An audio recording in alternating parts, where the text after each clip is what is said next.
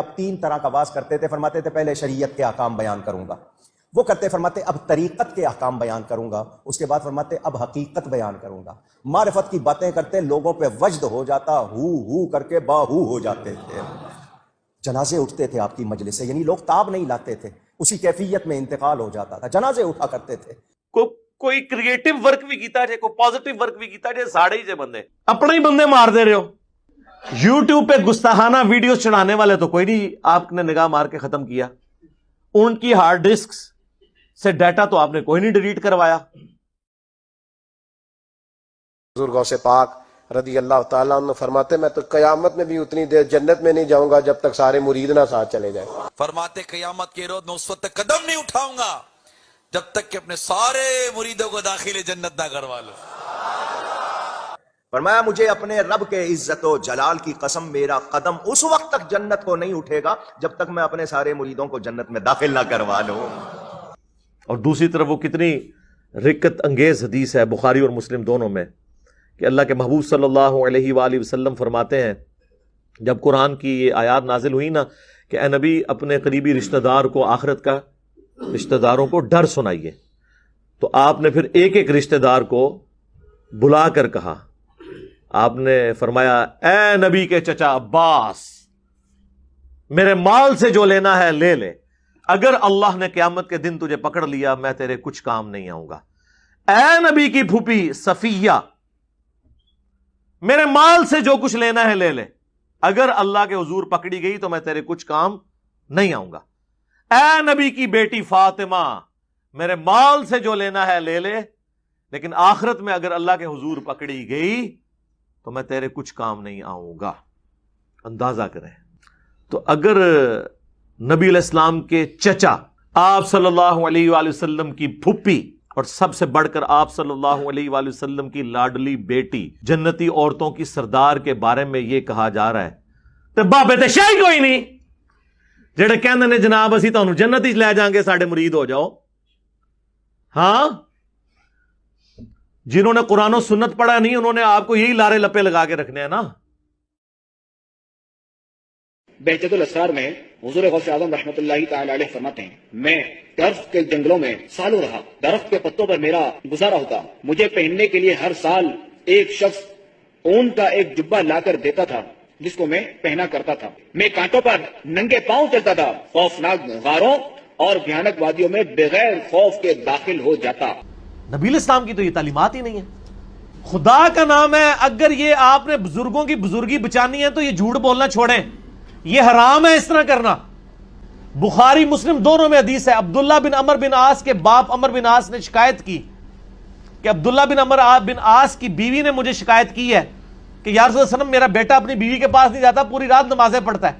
آپ نے عبداللہ بن عمر بن عاص کو بلا کے ڈانٹا اور آپ نے فرمایا اے عبداللہ تیری بیوی کا بھی تجھ پہ حق ہے، تیرے جسم کا بھی تجھ پہ حق ہے، تیرے خاندان کا بھی تجھ پہ حق ہے، اگر روزانہ رات کو جاگے گا تو تیری آنکھیں اندھی ہو جائیں گی، رات کو آرام بھی کیا کر، اپنی بیوی کے پاس بھی جایا کر۔ آپ کے بزرگ بابے جو ہیں یہ امپریس تھے یہودیوں کے راہبوں سے اور عیسائیوں کے راہبوں سے اور ہندوؤں کے راہبوں سے، تو بہر فرق تو ہوگا نا پھر۔ راوی کا قول ہے کہ میں نے خلیفہ کو ایک دن حضرت سیدنا محی الدین شیخ عبد القادر جیلانی قطب ربانی رضی اللہ تعالی عنہ کی خدمت میں دیکھا کہ عرض کر رہا ہے کہ حضور میں آپ سے کوئی کرامت دیکھنا چاہتا ہوں تاکہ میرا دل اطمینان پائے۔ آپ رضی اللہ تعالی عنہ نے فرمایا تم کیا چاہتے ہو؟ اس نے کہا میں غیب سے سیب چاہتا ہوں، اور پورے عراق میں اس وقت سیب نہیں ہوتے تھے۔ تو آپ رحمت اللہ تعالی علیہ نے ہوا میں ہاتھ بڑھایا تو 2 سیب آپ رضی اللہ تعالی عنہ کے ہاتھ میں تھے۔ وہ میں نے پہلے بھی عرض کیا کہ اب یہ قیامت تک کوئی بزرگ اس قسم کا کارنامہ نہیں کر سکے گا۔ اس کی وجہ یہ ہے کہ اب میڈیا کا دور ہے، اب جیو نیوز کا دور ہے، اب ARY ایکسپریس، دنیا ٹی وی، BBC، CNN، اس کے سامنے پبلکلی آ کے یہ چیز پروف کرنی ہوگی۔ وہ تو ہر چیز ادھیڑ کے جو ہے وہ سائڈ پہ کر دیں گے، سارا چٹا بٹا کھول کے رکھ دیں گے۔ تو اس حوالے سے یہ سب کی سب چیزیں جھوٹ پہ چل رہی تھی، اس لیے اب آپ کو آج کل کوئی ایسے واقعات نہیں نظر آئیں گے، ورنہ دعویٰ تو ہے نا جی ہر وقت اللہ کے اولیاء سے، اب اولیاء بھی ان کے لیے اس قسم کے کرتب دکھانے والے لوگ رہ گئے جی، دنیا خالی نہیں ہوتی تو ہونتے آمن اولیاء سامنے ہونتے ضرورت ہے زیادہ۔ اب تو لوگ قرآن و سنت پڑھ پڑھ کے ان کے بقول گمراہ ہو رہے ہیں، تو اس وقت تو زیادہ ضرورت ہے کہ یہ لوگ سامنے آئے اور کرتب کر کے لوگوں کو دکھائیں، لیکن یہ اب انشاءاللہ نہیں لائیں گے۔ اس قسم کا کوئی کام نہیں کر سکیں گے، کیونکہ ان کے اوپر بہت بڑا میڈیا کا چیک لگ چکا ہے الحمدللہ۔ ماں نے بھیجا، بسم اللہ کریں، قرآن شریف پڑھیں۔ استاد صاحب نے کہا پڑھو بسم اللہ الرحمن الرحیم۔ حضرت نے 14 اور ایک روایت کے مطابق 18 پارے زبانی سنا دیے۔ وہ استاد کہنے لگا یہ بچہ پڑھنے آیا ہے یا پڑھانے آیا ہے؟ ہیں؟ ماں بھیج رہی ہے بسم اللہ کراؤ، اس کو 18 پارے یاد ہے۔ ادھر بچہ کہہ رہا تھا استاد جی پہلا پڑھا ہوا تو سن لو۔ پیغام بھیجا ماں کے پاس، یہ ماجرا کیا ہے؟ تم نے بھیجا ہے بسم اللہ کے لیے، اس کو 18 پارے یاد ہے۔ تو ماں کہتی ہے کوئی تعجب کی بات نہیں، مجھے 18 پارے یاد ہے، جب یہ پیٹ میں تھا میں پڑھتی تھی، اس نے سن کر وہیں یاد کر لی ہے کہ میرے مرشد نے پڑھنا شروع کر دیا۔ اعوذ باللہ من الشیطان الرجیم، بسم اللہ الرحمن الرحیم۔ یہ پڑھنے کے بعد سورۃ الفاتحہ پوری پڑھ لی، اس کے بعد الف لام میم شروع کر دی، اور پوری سورہ بقرہ بھی سنا دی۔ یہاں تک کہ میرے مرشد پاک نے 5 سال کی عمر میں بغیر کسی ظاہری استاذ کے پاس پڑھے 18 پارے پڑھ کر سنا دیے، اور وہ بھی زبان۔ اس بزرگ نے عرض کی شہزادے اور بھی پڑھیے نا، فرمانے لگے بس مجھے اتنا ہی یاد ہے، میں 18 پارے کا حافظ ہوں، کیونکہ میری ماں کو بھی اتنا ہی یاد تھا۔ جب میں اپنی ماں کے پیٹ میں تھا اس وقت میری ماں جب پڑھا کرتی تھی تو میں نے سن سن کر یاد کر لیا تھا۔ اسی سے وہ انہوں نے کہانی نکال لی ہے نا کہ شیخ عبدالقادر تو پیدا ہوئے تھے 14 پارے فصل۔ ایسے پاسبل نہیں ہے، بالکل جھوٹ ہے۔ یعنی صحابہ کرام تو صحابہ صبح بچارے بیٹھ کے پورا دن حضور سے تعلیم حاصل کرتے تھے، تو انہوں نے تو قرآن یاد نہیں کیا، اور یہ کہتے ہیں کہ جناب پیدائشی حافظ سن۔ غوث پاک فرماتے 3 سال میں نے کچھ نہیں کھایا پیا۔ 3 سال کے بعد خضر علیہ السلام 2 روغنی روٹیاں، جس کو آپ پراٹھا کہتے ہیں یا شیر مال کہتے ہیں، 2 روغنی روٹیاں اور دودھ کا پیالہ لے کر آئے اور مجھے کہا کہ کھاؤ۔ تو غوث پاک فرماتے ہیں میں نے کہہ دیا میں نے اللہ کے لیے کھانا پینا چھوڑ دیا ہے۔ تو خضر علیہ السلام نے کہا مجھے اللہ ہی نے بھیجا ہے، اللہ ہی نے بھیجا ہے۔ تو غوث پاک نے فرمایا اگر رب نے بھیجا تو وہ کہے گا تو کھاؤں گا۔ غیب سے آواز آتی تھی اے عبد القادر تجھے میرے حق کی قسم کھا، تجھے میرے حق کی قسم دی۔ حضرت خضر کہتے ہیں یہ آج تک زندہ ہے، آج تے چھاڑ دو۔ حضور کے زمانے میں تھے؟ جی تھے۔ تو جب نبی علیہ السلام نے دعوی نبوت کیا تو سب سے پہلے تو خضر کو آ کے ان کی دعوت قبول کرنی چاہیے تھی نا، کیوں کیا ہے کہ جب میں تمہیں پیغمبر بنا کے بھیجوں اور کوئی اور پیغمبر آئے تو تم نے اس کو ویلکم کہنا ہے۔ تو حضرت خضر نے کہاں پہ، خضر اردو میں بولتے ہیں لفظ خضر ہے، خضر دواد کے ساتھ۔ یہ کوئی ضعیف روایت دکھائیں کہ حضرت خضر حضور کے پاس آتے ہیں اور کہیں یا رسول اللہ میں آپ پہ ایمان لایا ہوں۔ جبرائیل کا تو آتا ہے انسانی شکل میں آئے ہیں، خضر کا کہیں پہ آتا ہے؟ تو جعلی سارا کام بنایا ہوا ہے۔ وہ خضر موسیٰ کے زمانے میں تھا، وہ فرشتہ تھا، پیغمبر تھا، واللہ عالم، وہ ایک واقعہ رپورٹ ہوا، دیٹس آل۔ اچھا خضر بھی ان کا جو ہے نا، ان کا خضر وہ اتنا ہوشیار ہے، حضور کے زمانے میں غائب، غزوہ بدر میں غائب، احد میں غائب، قادسیہ یرموک میں غائب، بعض جا کے بابیانوں پہ ملتا ہے۔ وہ بیسیکلی شیطان ہے جو انسانی شکل میں ان کو ملتا ہے۔ ایک مرتبہ سیدی غوث اعظم رضی اللہ تعالیٰ عنہ اہل بغداد کی نظر سے غائب ہو گئے۔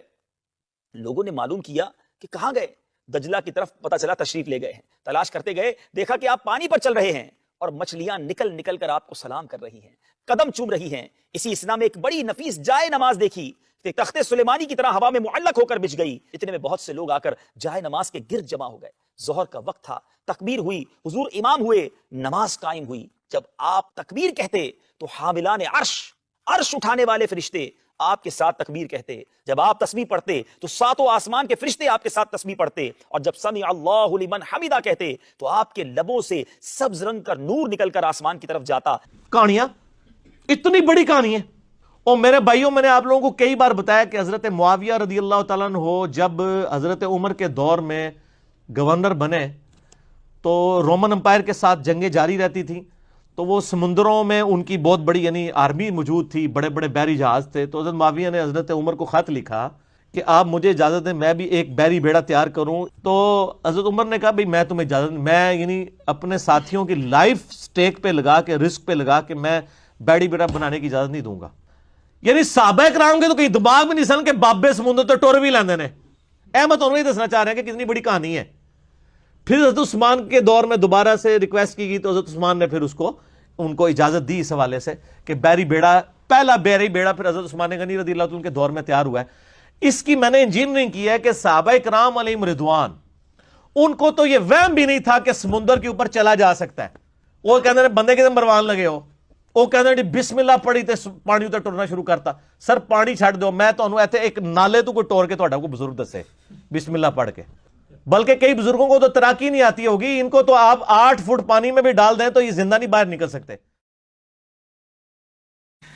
ایک شخص آپ کی بارگاہ میں آیا, اس کا نام بھی لکھا ہے کہ ابو سعد عبداللہ بن احمد بن علی.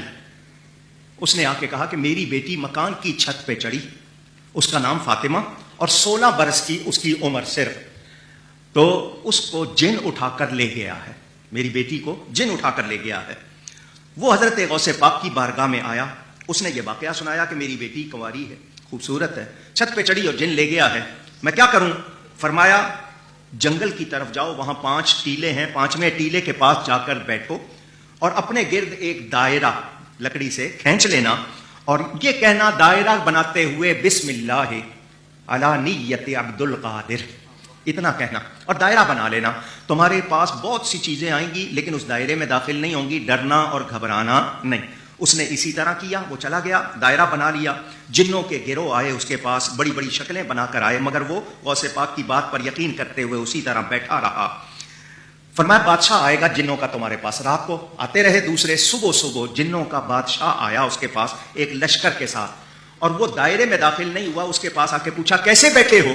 اس نے کہا مجھے غوث پاک نے بھیجا ہے, حضرت سیدنا شیخ عبد القادر جیلانی نے بھیجا ہے. اتنا کہا تو بادشاہ اس شخص کے پاس آ کے زمین پر بیٹھ گیا اور کہنے لگا تمہاری کیا حاجت ہے؟ اس نے ساری بات سنائی. تو اس نے اپنے ساتھیوں سے کہا یہ کام کس نے کیا ہے؟ انہوں نے کہا ہمیں نہیں معلوم, ان کا پتہ کرو. تو چین, کہاں بغداد اور کہاں چائنا, چین کے ایک جن نے یہ حرکت کی تھی, اس کو پیش کیا گیا, لڑکی اس کے پاس تھی. وہ جب آیا تو بادشاہ نے, جنوں کے بادشاہ نے اس سے پوچھا تجھے کس چیز نے اس پر برانگیختہ کیا, اکسایا تجھے کہ تو غوث پاک کے علاقے سے لڑکی اٹھا کے لے جائے؟ تیری اتنی جرأت کیسے ہوئی؟ اس نے حکم دیا اس کی گردن اڑا دی جائے. اس کی گردن اڑا دی گئی, بیٹی اس کے حوالے کر دی. تو میں نے اس بادشاہ سے کہا تم غوث پاک کا اتنا کہنا مانتے ہو, ان کے نام کا اتنا اثر؟ تو اس نے کہا وہ جس طرح اللہ کی عطا سے بغداد میں بیٹھے ہیں وہ پوری کائنات میں تصرف کرتے ہیں. جنوں انسانوں پر ان کو اختیار دیا گیا ہے, ہم ان کی نافرمانی کر سکتے نہیں.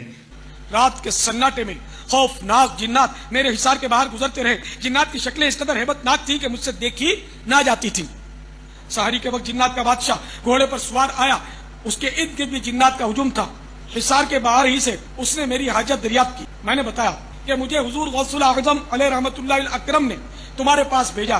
اتنا سننا تھا کہ ایک دم وہ گھوڑے سے اتر آیا اور زمین پر بیٹھ گیا. دوسرے سارے جنات بھی دائرے کے باہر بیٹھ گئے. میں نے اپنی لڑکی کی گمشدگی کا واقعہ سنایا. اس نے تمام جنات نے اعلان کیا کہ لڑکی کو کون لے گیا. چند ہی لمحوں میں جنات نے ایک چینی جن کو پکڑ کر بطور مجرم حاضر کر دیا. جنات کے بادشاہ نے اس سے پوچھا قطب وقت حضرت غوث الاعظم علیہ رحمت اللہ الاکرم کے شہر سے تم نے لڑکی کیوں اٹھائی؟ وہ کانپتے ہوئے بولا آری جا, میں دیکھتے ہی اس پر عاشق ہو گیا تھا. بادشاہ نے اس چینی جن کی گردن مارنے کا حکم صادر کیا اور میری پیاری بیٹی فاطمہ میرے سپرد کر دی. ایک شخص تھا اور وہ بڑے پائے کا بزرگ تھا, اللہ کا ولی تھا. وہ 70,000 کے بیچ میں بیٹھا ہوا ہے اور انہیں انتہائی حاجت محسوس ہو رہی. وہ ٹوائلٹ جانا چاہتے تھے, اجابت خانہ بیت الخلا جانا چاہتے تھے. انہوں نے اپنی اجابت کو کنٹرول کرنا چاہا, جتنی دیر کنٹرول کر سکتے تھے کرے, لیکن اجابت اب اپنی انتہا کو پہنچی, شدت انتہا کو پہنچی تو بڑے بے چین ہو گئے. کیونکہ اب 25-50 آدمی ہو تو ایسا ہٹا کے نکل جائیں گے. ادھر پلٹے تو 20,000, ادھر پلٹے تو 40,000, پیچھے دیکھے تو 50,000. کہاں سے جائیں گے؟ بیچ میں بیٹھے ہوئے, ضرورت آ رہی ہے. بے چین و بے قرار ہو گئے. اسی بے قراری کے عالم میں غوث پاک سرکار کی طرف متوجہ ہوتے ہیں. سرکار اب میں کیا کروں؟ ضرورت محسوس ہو رہی ہے اور انتہا شدت کے ساتھ. غوث پاک سرکار، حالانکہ انہوں نے آواز نہیں دی، بس خالی اندر آپ کی طبیعت میں محسوس ہوتا ہے غوث پاک کیا کروں. غوث پاک سرکار ایسے بازو سے اپنا رومال اٹھاتے ہیں اور ان کی طرف پھینک دیتے ہیں. جیسے ہی پھینکے وہ رومال اڑتا ہوا ان کے اوپر جا کر گرتا ہے، اس بزرگ پر جن کو حاجت محسوس ہو رہی ہے. وہ فرماتے ہیں خدا کی قسم رومال قریب آیا جب مجھ پر گرنے لگا تو میں اس رومال کے گرنے کے وجہ سے آنکھ یوں بند کیا. جیسے ہی بند کیا پھر میں نے جب آنکھ کھولی تو میں کیا محسوس کرتا ہوں؟ میں جنگل میں بیٹھا ہوا ہوں. ادھر پلٹ کر دیکھتا ہوں انسان تو انسان، چرند پرند بھی نظر نہیں آتا. تو مجھے شدت سے ضرورت آ رہی تھی، میں نے ایک کونا دیکھا اور وہاں ضرورت کر لی. ضرورت سے فارغ ہوا، پھر ایک جگہ گیا، پانی ملا، وہاں سے وضو بھی کر لیا. وضو کر کے پھر میں نے سوچا کہ میں کہاں ہوں؟ غوث پاک کی مجلس میں تھا، یہاں کہاں گا؟ ابھی خیال کر ہی رہا ہوں، چہرے پہ سے رومال ہٹایا تو پھر غوث پاک کی مجلس میں بیٹھا ہوا. دیکھیں یہ اب سائنٹیفک دور ہے، ادھر آپ نے ایشوز کو پیش کرنا ہے تو آپ نے ایک بکش فارم میں پیش کرنا ہے کہ ہاں یہ اس طرح نہیں اس طرح ہے. اور میں آپ کو بتاؤں یہ جو معجزات اور کرامات کو ہم مانتے ہیں لیکن یہ کسی کے اختیار میں نہیں ہے، الا ایک انبیاء کے ساتھ معجزات اٹیچ ہے. کرامت اللہ تعالیٰ جس کے اوپر ظاہر کرتے ہیں.